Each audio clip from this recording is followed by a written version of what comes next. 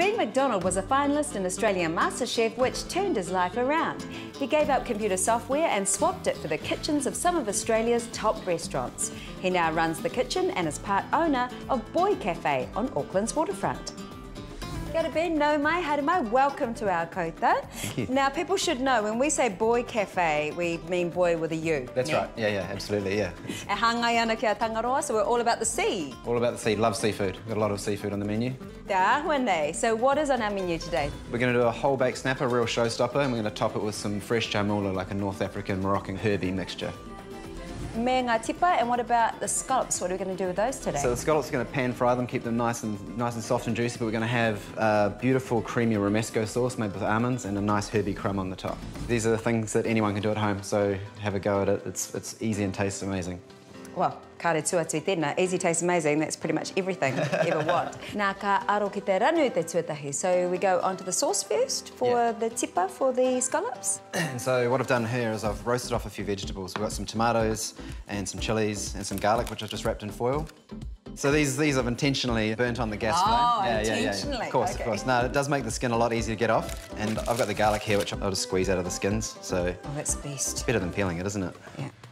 You don't actually have to toast the bread, but as we've done with the vegetables, the more you toast stuff, the more smoky, sort of warmer flavours you get in the sauce. Should we put these into the blender?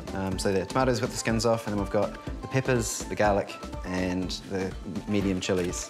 And you know, we'll just put the juice in as well, because that's all tasty goodness. Ooh. Cool, so now if we add the rest of the stuff and give it a few more pulses, it should be about right. This bread really gives it a lot of the texture. These almonds, which we've also toasted, about 100 grams-ish. And sort of real kind of Spanish flavour here, so we're going with a bit of normal paprika and some smoked paprika. Mmm, yum.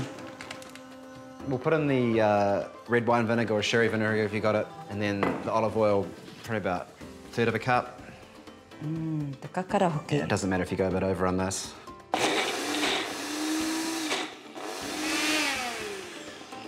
Yeah, then, how's that look? Yeah, that looks good, Nice and chunky, but blended together. Kua te ranu, so we've finished the sauce. What do we need to do now? We're going to make the crunchy herb crumb to go on the top, so I'll start by frying a little bit of garlic. So if you don't mind chopping me a little bit of parsley up, nice and fine, and a bit of lemon zest would be nice. Okay. Once the garlic starts going a little bit brown, then it's time just to add some of the breadcrumbs. We just want them to get reasonably brown, and then if you can just mix in your parsley and the lemon zest. Okay. Yeah, that's great. Now, what we're going to put on top of these scallops is salt mixed with a little bit of curry powder. It won't taste like a curry, that's not what we're trying to achieve, but it will make the scallops brown up really nicely. And people will eat it and they'll go, that's a really nice scallop and it had really nice flavour, but they won't realise it's because there's a tiny bit of curry powder on top. Don't be shy about how much oil you put in, because when you put things in, it takes a lot of the heat out of the oil, so always use plenty. So by the time I put these all in, they'll almost be ready to turn them.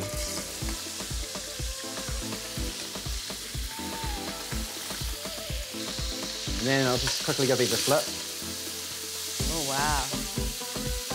And by the time I flip them all, they'll be pretty much ready to take out. At this point, they'll actually be slightly undercooked in the middle, but by the time we put them on a plate, they'll be just right. So how do you like to serve this up? A nice way to do these is to have the half shell and then put the creamy Romesco on the bottom, then have these lovely juicy scallops on top, and then the crunchy crumb with the herb and the lemon on top.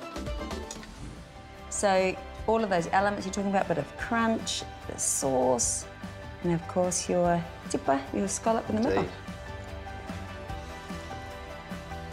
Like you say, that lemon really just does sit there in there perfectly, doesn't it? And a little bit of crunch as well. E taua kōrero anō mo te ranu, when we're talking about that sauce, it's just such a good base for lots of different things, isn't it? You really taste the nuts in there as well, and they give it a lot of texture. And yeah, with your chicken, with your lamb, even with vegetables, it's really, really versatile. And do you taste the curry powder? E te pirangi ki te rukaha, I could lie, but no, I think it's just that sort of nice, there's a whole lot of smokiness going on. Yeah. I should be on Masterchef as a judge, shouldn't I? The eating part's easy. Yeah. Okay, cool. So once I've finished all of this eating part I'm doing, te tāmurene, we're onto the snapper. Yep. There's a few bits that put people off fish, and most of that's the sharp, pointy bit. So just before we cook it, we're just going to use the scissors to take those bits off. And you know, we'll throw them away, and then it just makes it a lot easier to deal with once it comes out of the oven. Te mahi māku, and what do you want me to be doing over here? So to get started on the chermoula, so it's a real zingy, sort of funky sauce from North Africa. So we'll get about 6 of those anchovies, maybe 3 cloves of garlic, and if you can just squash those together with maybe a teaspoon of salt. Right. The fish is a lot thicker at the front and the back, so we want to make sure that it cooks evenly. Oh, aye. So I'm just going to put, you know, 2 or 3 cuts into the fish. You don't have to go as far as the tail, but you can see it's quite thick, and that just opens it up, lets the flavour get into it, and lets it cook more evenly. And so, you know, those anchovies are obviously seafood themselves, the garlic, the lemon zest we're going to put in, and all these fresh herbs are going to make it really pop. The 2 herbs we're going to use are parsley and coriander. The thing with the difference between those herbs mostly is that in parsley, most of the flavour's in the leaves, so we're going to pick the leaves off and chop them. And with the coriander, most of the flavour's in the stems, so we'll save some of the leaves for the garnish and chop up the stems. How hard to ngā kai whakauru? So what other ingredients have we got for this? We'll add a few of the capers. And a little bit of cumin. And a bit of cayenne pepper as well. And I'll add the juice of a lemon as well. Tawa kōrero anō ne? So that same thing with lemon loves seafood.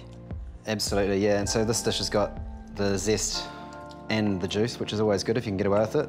Anei aha, so it looks like you're going to put all those beautiful herbs in there. So that's a bit of the spring onion, all the coriander and the parsley is really finely chopped. So we're going to make this into a sort of pasty consistency, but it's nice. Quite a bit of olive oil, maybe about half a cup. Engari ka tino kitea, ka tino rāngona ngā rau amiami, but it's all about those herbs and you really see them and you taste them. Exactly, yeah. And then doing this, I'll be honest, it's going to be a mess. So just get a couple of really good spoonfuls right inside it, because this seasons the meat and the aromatics from the inside out. And then we want both sides, so I'll just do the other side first. And you know what, use your hands, rub it into those holes.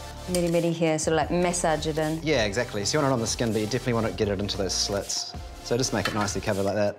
And then we put them in the oven, check them after 20 minutes, and just keep checking until the meat comes away from the bone nice and easy.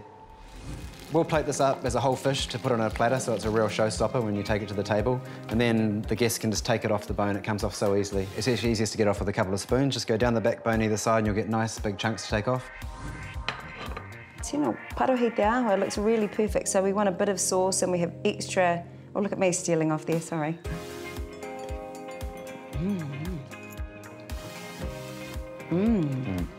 Yeah, it's not too domineering, that sauce, is it? No, it's a real high note, but the sauce, the snapper is just still right there, and it's so moist and juicy when you cook it this way. Aye. Koina te rereketanga, that's the difference, actually.